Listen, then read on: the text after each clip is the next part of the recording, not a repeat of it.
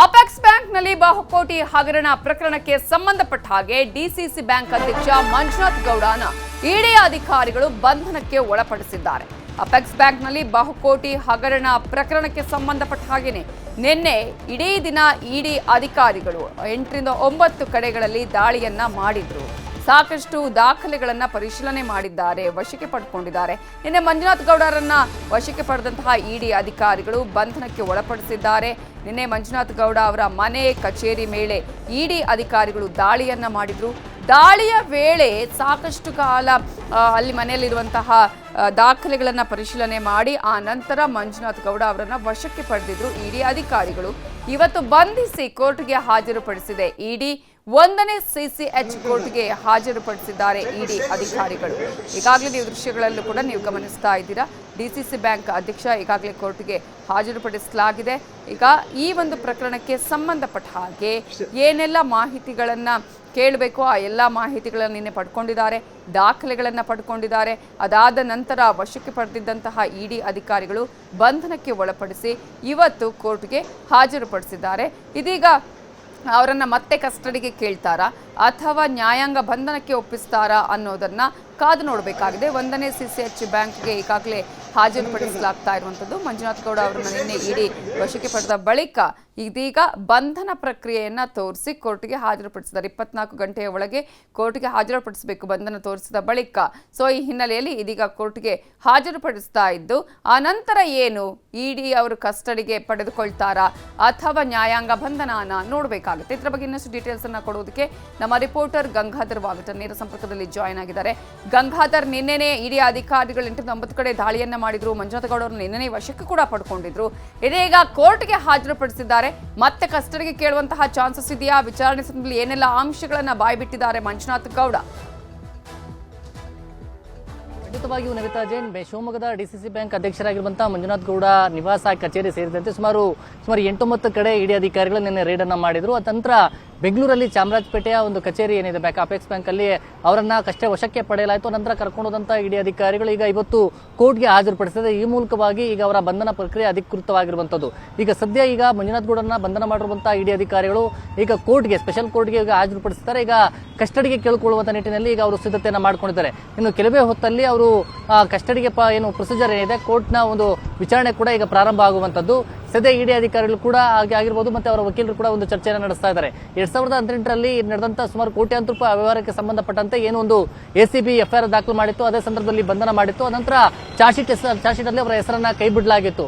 ಆದ್ರೆ ಇಸಿಆರ್ ದಾಖಲು ಮಾಡಂತ ಇಡಿ ಅಧಿಕಾರಿಗಳು ಇನ್ವೆಸ್ಟಿಗೇಷನ್ ಮಾಡಿದ್ರು. ಅನಂತರ ಹೈಕೋರ್ಟ್ ಅಲ್ಲಿ ಅಂದ್ರೆ ಏನು ಒಂದು ಸ್ಟೇ ತಂದಂತಹ ಮಂಜುನಾಥ್ ಗೌಡ ವಿರುದ್ಧವಾಗಿ ಅವರು ಕಾನೂನು ಹೋರಾಟವನ್ನು ನಡೆಸಿದಂತಹ ಇಡಿ ಅಧಿಕಾರಿಗಳು ಅದಕ್ಕೆ ಏನು ರಿಸೀವ್ ಅಂದ್ರೆ ಅದನ್ನ ತೆರವು ಮಾಡಿಸುವಂತ ಕೆಲಸವನ್ನ ಮಾಡಿದ್ರು. ಈಗ ಅದೇ ಸಂಬಂಧಪಟ್ಟಂತೆ ಈ ಒಂದು ಪ್ರಕರಣಕ್ಕೆ ಸಂಬಂಧಪಟ್ಟಂತೆ ಏನು ಕೋಟ್ಯಾಂತರ ರೂಪಾಯಿ ಅವ್ಯವಹಾರ ಆಗಿದೆ ಅದರ ಸಂಬಂಧಪಟ್ಟಂತೆ ಅದರಲ್ಲಿ ಇವರ ಒಂದು ಆಗಿರುವಂತಹ ಒಂದು ವಿಚಾರ ಮತ್ತೆ ಬೇರೆ ಬೇರೆ ಬೇರೆ ರೀತಿಯಲ್ಲಿ ಇವರು ಖಾತೆಗಳ ಹಣ ವರ್ಗಾವಣೆ ಮಾಡಿಕೊಂಡಿರುವಂತಾಗಿರ್ಬೋದು ಮತ್ತೆ ಅವ್ಯವಹಾರಕ್ಕೆ ಸಂಬಂಧಪಟ್ಟಂತೆ ಇವರ ಒಂದು ವಿಚಾರಣೆ ಮಾಡುವಂತ ನಿಟ್ಟಿನಲ್ಲಿ ಅವರ ಕಸ್ಟಡಿ ಅಗತ್ಯ ಇದೆ, ಕೆಲವೊಂದು ವಿಚಾರಣೆಗಳನ್ನ ಮಾಡಬೇಕಾಗಿರುವಂತಹ ಅಗತ್ಯ ಇದೆ ಅಂತೇಳಿ ಅವರನ್ನ ಕಸ್ಟಡಿಗೆ ಪಡ್ಕೊಳ್ಳುವಕ್ಕೆ ಈಗ ಇಡಿ ಅಧಿಕಾರಿಗಳು ಒಂದು ಸಿದ್ಧತೆಯನ್ನ ಮಾಡ್ಕೊಂಡಿದ್ದಾರೆ. ಈಗ ಕೋರ್ಟ್ ಅಲ್ಲಿ ಯಾವ ವಿಚಾರವನ್ನ ಪ್ರಸ್ತಾಪ ಮಾಡ್ತಾರೆ, ಇದುವರೆಗಿನ ಒಂದು ವಿಚಾರಣೆಯ ಸಂದರ್ಭದಲ್ಲಿ ಮಂಜುನಾಥ್ ಗೌಡ ಏನೆಲ್ಲ ಬಾಯಿ ಬಿಟ್ಟಿದ್ದಾರೆ, ಅದರ ಡಿಸಿಸಿ ಬ್ಯಾಂಕ್ನ ಒಂದು ಅವ್ಯವಹಾರಕ್ಕೆ ಸಂಬಂಧಪಟ್ಟಂತೆ ದಾಖಲೆಗಳ ಮೂಲಕವಾಗಿ ಈಗ ಪ್ರೊಡ್ಯೂಸ್ ಮಾಡುವಂತ ನಿಟ್ಟಿನಲ್ಲಿ ಈಗ ಇಡಿ ಅಧಿಕಾರಿಗಳು ಮುಂದಾಗಿರುವಂತದ್ದು. ನವಿತಾ ಜೈನ್.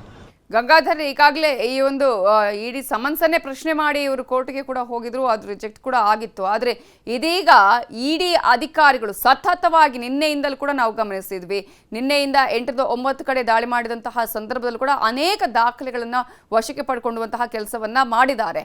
ಇದೀಗ ಈ ಒಂದು ಪ್ರಕರಣದಲ್ಲಿ ಇನ್ಯಾರ್ಯಾರನ್ನ ಬಂಧಿಸುವಂತಹ ಚಾನ್ಸಸ್ ಕಾಣಿಸ್ತಾ ಇದೆ. ಜೊತೆಗೆ ಈಗಾಗಲೇ ಇಡಿ ಅಧಿಕಾರಿಗಳು ಮಂಜುನಾಥ್ ಗೌಡ ಅವರ ವಿಚಾರಣೆಯ ಸಂದರ್ಭದಲ್ಲಿ ಏನೆಲ್ಲ ಪ್ರಶ್ನಾವಳಿಗಳನ್ನ ಕೇಳಿದ್ದಾರೆ, ಇದಕ್ಕೆ ಸಂಬಂಧ ಏನೆಲ್ಲ ಉತ್ತರ ಸಿಕ್ಕಿದೆ ಅವರಿಂದ?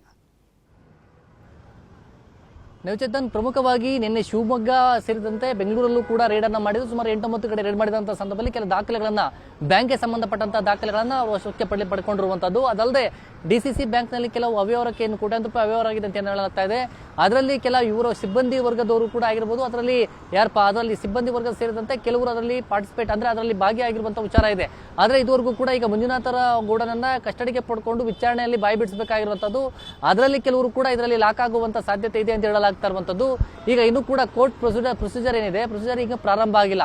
ಇನ್ನು ಕೆಲವೇ ಹೊತ್ತಲ್ಲಿ ಪ್ರಾರಂಭ ಆದಂತ ಸಂದರ್ಭದಲ್ಲಿ ಇಡಿ ಅಧಿಕಾರಿಗಳು ವಕೀಲರ ಅಂದ್ರೆ ಅಲ್ಲಿ ಕೋರ್ಟ್ ಅಲ್ಲಿ ಏನ್ ಪ್ರಸ್ತಾಪ ಮಾಡ್ತಾರೆ, ತಮ್ಮ ವಕೀಲರ ಮೂಲಕವಾಗಿ ಯಾವೆಲ್ಲ ಅಂಶಗಳನ್ನ ಅಲ್ಲಿ ಉಲ್ಲೇಖ ಮಾಡಿ ವಾದವನ್ನ ಮಾಡಿಸ್ತಾರೆ ಅನ್ನೋದು ಕೂಡ ನೋಡ್ಬೇಕಾಗುತ್ತೆ. ಮತ್ತೆ ಕಸ್ಟಡಿಗೆ ಪಡ್ಕೊಳ್ಳೋಕೆ ಇನ್ನು ಯಾವ ರೀತಿಯ ಅಂಶಗಳನ್ನ ಅಲ್ಲಿ ಪ್ರಸ್ತಾಪ ಮಾಡುವಂತ ಸಾಧ್ಯತೆಗಳಿದೆ ಅನ್ನೋದು ಕೂಡ ಅಲ್ಲಿ ನೋಡ್ಬೇಕಾಗುತ್ತೆ. ಆದ್ರೆ ಸದ್ಯದ ಮಟ್ಟಿಗೆ ನಿನ್ನೆ ವಿಚಾರಣೆ ಸಂದರ್ಭದಲ್ಲಿ ಅಂದ್ರೆ ನಿನ್ನೆ ಬೆಳಗ್ಗೆ ರೇಡ್ ಆಗಿರುವಂತದ್ದು, ಅಂದ್ರೆ ಅಪೆಕ್ಸ್ ಬ್ಯಾಂಕ್ ಆಗಿರ್ಬೋದು ಮತ್ತೆ ಅವರ ಮನೆ ಕಚೇರಿಗಳಲ್ಲಿ ಕೂಡ ಬೆಂಗಳೂರಲ್ಲಿ ರೇಡ್ ಮಾಡಿದಂತಹ ಸಂದರ್ಭದಲ್ಲಿ ಕೆಲ ಮಹತ್ವದ ದಾಖಲೆಗಳನ್ನು ವಶಕ್ಕೆ ಪಡೆಯಲಾಗಿದೆ. ಆದ್ರೆ ಈ ಒಂದು ವಿಚಾರಕ್ಕೆ ಸಂಬಂಧಪಟ್ಟಂತೆ ಇದುವರೆಗೂ ಕೂಡ ಸರಿಯಾದಂತ ಬಾಯಿ ಬಿಡ್ತಾ ಇಲ್ಲ ಮಂಜುನಾಥ್ ಗೌಡ ಅನ್ನೋದ್ರ ಬಗ್ಗೆ ಮಾಹಿತಿ ಸಿಗ್ತಾ ಇರುವಂತದ್ದು.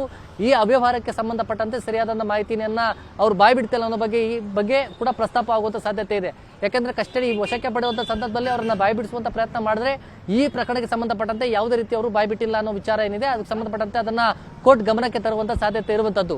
ಈ ನಿಟ್ಟಿನಲ್ಲಿ ಕೋಟ್ಯಾಂತರ ರೂಪಾಯಿ ಅವ್ಯವಹಾರಕ್ಕೆ ಸಂಬಂಧಪಟ್ಟಂತೆ ಯಾವೆಲ್ಲ ಆಯಾಮದಲ್ಲಿ ಯಾವ್ಯಾವ ರೀತಿ ಹಣ ದುರ್ಬಳಕೆ ಆಗಿದೆ, ಅವ್ಯವಹಾರ ಆಗಿದೆ, ಯಾರ್ಯಾರ ಖಾತೆಗಳಿಗೆ ಎಷ್ಟು ಹಣ ವರ್ಗಾವಣೆ ಆಗಿದೆ, ಮತ್ತೆ ಯಾವ ಒಂದು ರೀತಿಯಲ್ಲಿ ಇವರು ಹಣವನ್ನ ತಮ್ಮ ಸ್ವಂತಿಕೆಗೆ ಬಳಸಿಕೊಂಡಿದ್ದಾರೆ ಅನ್ನೋದ್ರ ಬಗ್ಗೆ, ಮತ್ತೆ ಇದರಲ್ಲಿ ಯಾರ್ಯಾರು ಭಾಗಿಯಾಗಿದ್ದಾರೆ ಅನ್ನೋ ರೀತಿಯಲ್ಲಿ ಈಗ ಇಡಿ ಅಧಿಕಾರಿಗಳು ಇನ್ವೆಸ್ಟಿಗೇಷನ್ ಮಾಡ್ತಾ ಇರುವಂತದ್ದು. ಮತ್ತೆ ಎಸಿಬಿ ಹಿಂದೆ ಮಾಡ್ಕೊಂಡ ರಿಪೋರ್ಟ್ ಏನಿತ್ತು ಆ ರಿಪೋರ್ಟ್ ಆಧಾರಿತವಾಗಿ ಚಾರ್ಜ್ ಶೀಟ್ ಅಲ್ಲಿ ಕೈ ಬಿಟ್ಟಿದ್ರು, ಅದನ್ನು ಕೂಡ ಪ್ರಸ್ತಾಪ ಮಾಡುವ ಮೂಲಕವಾಗಿ ಏನೊಂದು ನೋಟಿಸ್ ಅನ್ನ ಕೂಡ ಇದೆ, ಅಂದ್ರೆ ಒಂದು ಮೆಮೊ ಕೊಡಲಾಗಿತ್ತು. ಅದಕ್ಕೆ ಸ್ಟೇ ತಂದಂತ ಒಂದು ವಿಚಾರ ಆಗಿರ್ಬೋದು, ಹೈಕೋರ್ಟ್ ಅಲ್ಲಿ ಆಗಿರುವಂತಹ ಕಾನೂನು ಹೋರಾಟಗಳ ಒಂದು ವಿಚಾರದ ಬಗ್ಗೆ ಕೂಡ ಇಡಿ ಅಧಿಕಾರಿಗಳು ಗಮನಕ್ಕೆ ತರುವಂತ ನಿಟ್ಟಿನಲ್ಲಿ ಮತ್ತೆ ಇನ್ವೆಸ್ಟಿಗೇಷನ್ ತಮ್ಮ ಕಸ್ಟಡಿಗೆ ಕೊಡಿಕೊಳ್ಳುವಂತ ನಿಟ್ಟಿನಲ್ಲಿ ಸಿದ್ಧತೆಗಳನ್ನ ಮಾಡ್ಕೊಂಡಿದ್ದಾರೆ. Navitha Jain, thank you Gangadhar ಡೀಟೇಲ್ಸ್ಗೆ.